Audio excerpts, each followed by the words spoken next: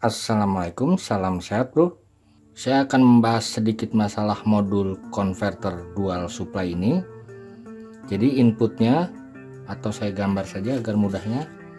Jadi modul ini saya sebut saja modul konverter. Ini input dan output. Outputnya jadi 3, positif, negatif, dan ground, seperti ini. Jadi inputnya menurut spesifikasi bisa antara minimum 2,8 sampai 5 volt, sedangkan outputnya tetap 12 volt dan negatif 12 volt.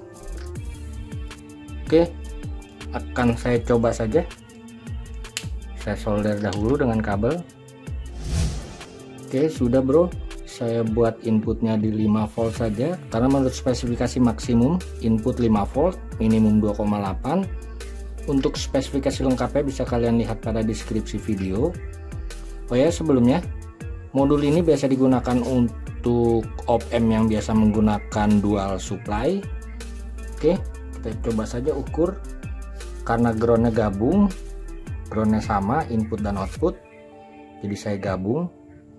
Kita ukur saja yang plus 12,12, kita ukur yang negatif 11,96. Tidak begitu persis sama, tapi bedanya sekitar 0,06, kecil sekali, jadi tidak masalah bro. Oke, kemudian akan saya coba tegangan terkecilnya saya turunkan. Menurut spesifikasi minimum 2,8. Oke, sudah 2,7, masih bagus. Mulai turun pada tegangan input 2,2, mulai turun. Tapi kalian harus gunakan sesuai spesifikasi minimum 2,8 volt. Dan ingat, ini maksimum arusnya sekitar 50 mA. Karena memang hanya untuk rangkaian op-amp saja, bukan rangkaian penguat atau lainnya. Oke bro, terima kasih telah berkunjung. Salam sehat.